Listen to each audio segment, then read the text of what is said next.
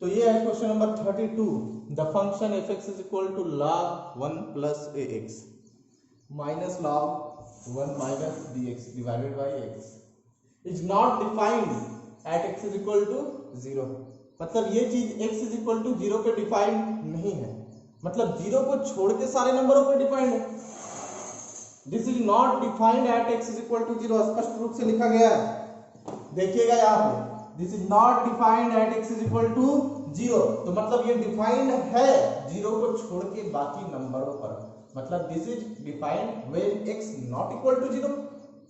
Question को समझिएगा, not defined at x is equal to 0, x is equal to 0 पे, 0 के बराबर पे डिफाइंड नहीं है, तो मतलब कहां डिफाइंड होगा, जब 0 के बराबर नहीं है वहां पे डिफाइंड होगा। तो find the value of f0, find the value of f0। अगर आप ध्यान पूर्वक देखेंगे तो ये वैल्यू ऑफ फंक्शन आपसे बोल रहा है कि find the value of f0 so that f(x) is continuous at x equal to 0। मतलब क्या, फंक्शन 0 पे कंटीन्यूअस है, तो आपसे पूछ रहा है कि फंक्शन की वैल्यू क्या है 0 पे। देखिएगा क्वेश्चन को जरा डिफाइन करते हैं। गिवन दैट क्या दे रखा है, f(x) is equal to log 1 plus ax minus log 1 minus bx divided by x। ये कब, जब ये नहीं डिफाइंड है x इज इक्वल टू 0 पे, मतलब x is not equal to 0 पे डिफाइंड होगा। 0 पे नहीं परिभाषित है, मतलब 0 के बराबर नहीं होगा तब परिभाषित होगा ना। तो ये हो गया फंक्शन का डेफिनेशन है। और आपसे पूछ रहा है जब x की वैल्यू 0 हो जाए तब फंक्शन की डेफिनेशन यहाँ पे क्या होगी, आपको ये बताना है, ठीक है, कि ये कंटिन्यूअस भी हो जाए और फंक्शन की डेफिनेशन भी आपसे पूछ रहा है। मतलब 0 पे आप क्या रखें फंक्शन की डेफिनेशन, की फंक्शन कंटिन्यूअस भी हो जाए, और वो डेफिनेशन क्या होगी आपसे पूछ रहा है, ठीक है। ये दिया हुआ भी है ना, it is given that, it is given that f(x) is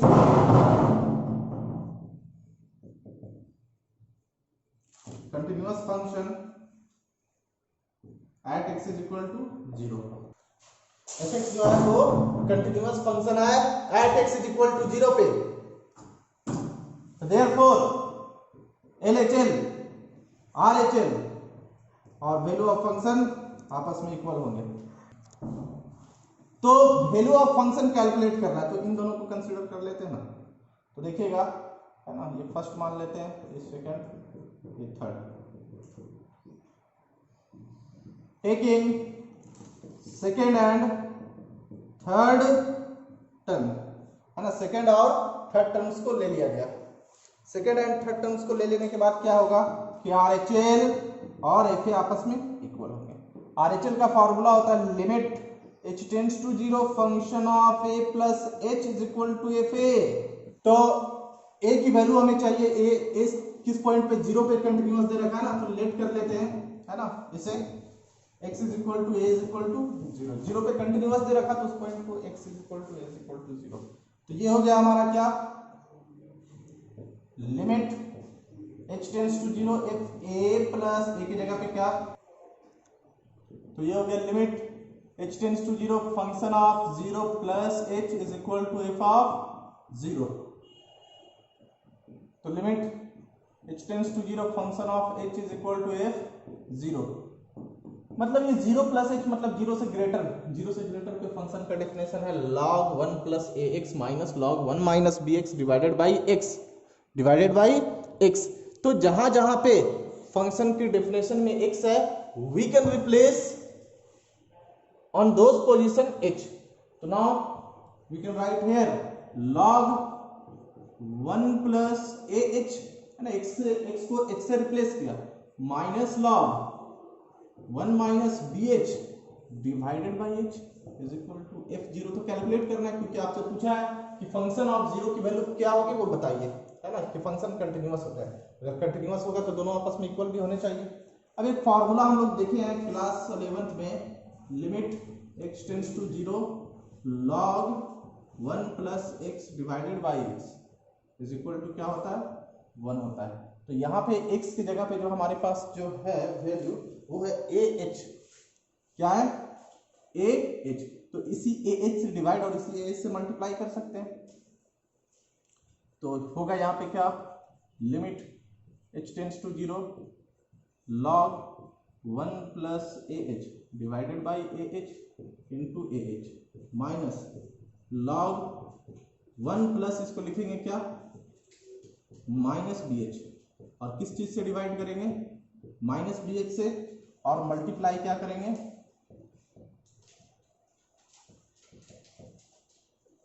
minus b h divided by h, और यहाँ पे हमारा क्या है, फंक्शन ऑफ 0 है। ये फॉर्मूला है, इसे मिटा देते हैं।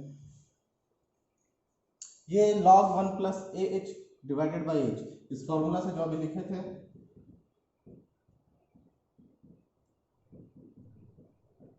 क्या होगा, ये 1 होगा। तो ये हो जाएगा हमारा क्या, ये 1 हो जाएगा,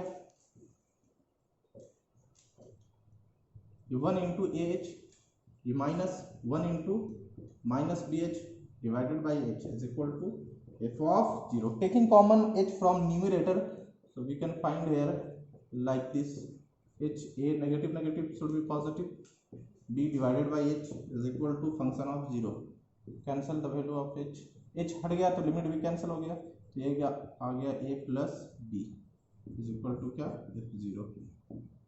तो हेंस फंक्शनल वैल्यू क्या आ गया, 0 पर b, ये हमारा आंसर होगा।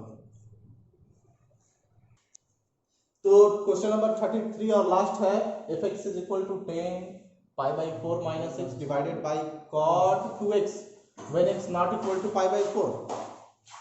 Find f pi by 4 so that f x is continuous at x is equal to pi by 4।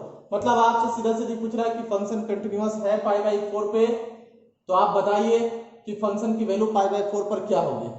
ठीक है, मतलब एलएचएल और आरएचएल आपस में इक्वल है, तो वैल्यू ऑफ फंक्शन क्या रख दे कि तीनों आपस में इक्वल हो जाए। ठीक है, तो हम इस तरीके से भी कर सकते हैं, जब फंक्शन कंटिन्यूअस है तो एलएचएल आरएचएल और वैल्यू ऑफ फंक्शन आपस में इक्वल होंगे। तो अगर वैल्यू ऑफ फंक्शन आपस में इक्वल होंगे तो RHL is equal to function of value लेकर के चलते हैं, आरएचएल की वैल्यू निकाल देंगे, भाई वैल्यू ऑफ फंक्शन के इक्वल हो जाएगा। तो it is given that fx is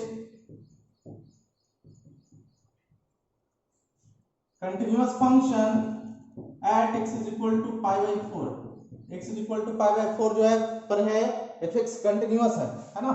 तो let x is equal to a is equal to pi by 4, तो therefore left hand limit is equal to right hand limit is equal to fa। Clear, इन दोनों को consider करके चलते हैं, क्योंकि हमें fa ही तो चाहिए, और एफ ए आरएचएल दिया, एलएचएल के बराबर होगा, तो एलएचएल या आरएचएल को निकाल देते हैं, वो एफ ए के बराबर होगा, मतलब एफ ए की वैल्यू भी आ जाएगी। ठीक है, तो चलिए, तो taking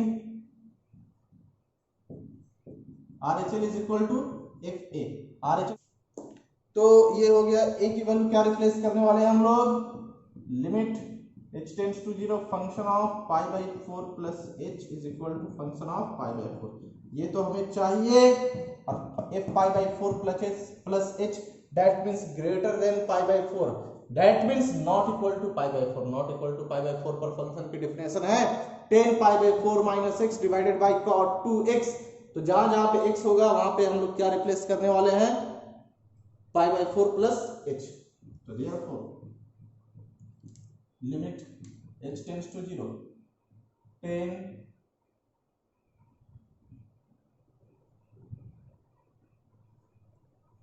pi by 4 minus x की जगह पे क्या रिप्लेस करेंगे, pi by 4 plus h divided by cot 2 pi by 4 plus h is equal to f pi by 4। ये हो गया क्या, limit 10 pi by 4 minus pi by 4 minus h, और अंदर मल्टीप्लाई कर दिया cot 2 से, तो 45 गुना 90 pi by 2 plus 2h, f क्या, पाई बाई 4। तो आप देख पा रहे हैं कि plus pi by 4 minus pi by 4 cancel, और cot 90 plus theta. cot 90 plus theta क्या होता है? तो सेकंड क्वाड्रेंट में है ये 10 minus H, cot 90 plus theta minus 10 theta. तो 10 थीटा की जगह पे क्या था 2h is equal to f pi by 4। Class 11th का फॉर्मूला है 10 माइनस थीटा होता है माइनस 10 थीटा, है ना। तो 10 माइनस थीटा क्या हो गया minus 10 theta divided by 10 2h is equal to function of pi by 4। ये नेगेटिव से नेगेटिव पॉजिटिव कर दिया। अब हम देख पा रहे हैं क्या कि ये हमारा बच गया क्या limit h tends to 0 tan h divided by tan 2h is equal to function of pi by 4। अब एक फॉर्मूला है क्लास 11th में लिमिट का कि limit x tends to 0 tan x divided by x, ये क्या होगा 1 होगा, है ना।